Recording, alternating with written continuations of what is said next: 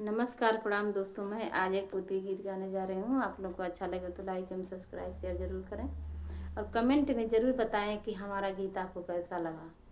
एक औरत है, उनके पति परदेश गए हैं, वो अपने पति को कैसे बुलाती हैं वही इस गीत में है। आप लोग को अच्छा लगे ज़रूर सुने। ठूठी पकड़िया पीपर बर छाव रे, आजा परदेसिया बोलावे तोरे गाँव रे। आजा परदेसिया बोलावे तोरे गाँव रे। ठूठी पकड़िया पीपर बर छाव रे, आजा परदेसिया बोलावे तोरे गाँव रे। आजा परदेसिया बोलावे तोरे गाँव रे। पति बिन पाती झरेला दिन राती, पति बिन पाती झरेला दिन राती, पेड़वा पलौवन पर चढ़े सड़े साती, पेड़वा पलौवन पर चढ़े सड़े साती। पियू पियू पपीहरा हो, पियू पियू पपीहरा पुकारे तोरे नाव रे। आजा परदेसिया बोलावे तोरे गाँव रे। आजा परदेसिया बोलावे तोरे गाँव रे। पोखरा में पुरैन के पात कुम्हिलाइल, पोखरा में पुरैन के पात कुम्हिलाइल, फुलवा के डारी पाती सगरो झुराइल, फुलवा के डारी पाती सगरो झुराइल। गैया बछरुआ हो, गैया बछरुआ हुकारे ठाम ठाम रे। आजा परदेसिया बोलावे तोरे गाँव रे। आजा परदेसिया बोलावे तोरे गाँव रे।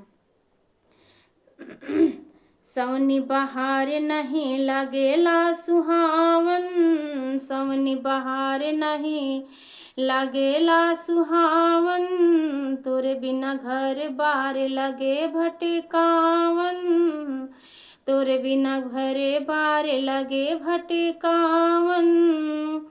कोई लरी की बोली हो, कोई लरी की बोली लागे जैसे काँव काँव रे। आजा परदेसिया बोलावे तोरे गाँव रे। आजा परदेसिया बोलावे तोरे गाँव रे। हंस परी हास प्रीति रीति लगे गारी, हंस परी हास प्रीति रीति लागी गारी, रोई की बितावे दिन बाप महतारी, रोई के बितावे दिन बाप महतारी। हमरा के ताना मारे हो, हमरा के ताना मारे गौआ गिराव रे। आजा परदेसिया बोलावे तोरे गाँव रे। आजा परदेसिया बोलावे तोरे गाँव रे।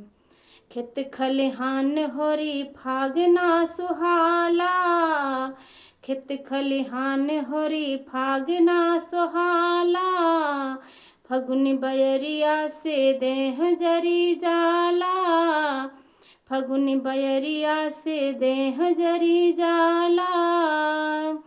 कई की प्यार तोहे कैला दिल घाव रे। आजा परदेसिया बोलावे तोरे गाँव रे। आजा परदेसिया बोलावे तोरे गाँव रे। कैसन तोर रहन सहन कैसन विचार बा, कैसन तोर रहन सहन कैसन विचार बा, कठ के कर जवा तोहर बहुते धिकार बा, कठ के कर जवा तोहर बहुते धिकार बा। प्रेम के सौदागर झूठे बाटे तोर नाम रे। आज परदेसिया बोलावे तोरे गाँव रे, आज परदेसिया बोलावे तोरे गाँव रे।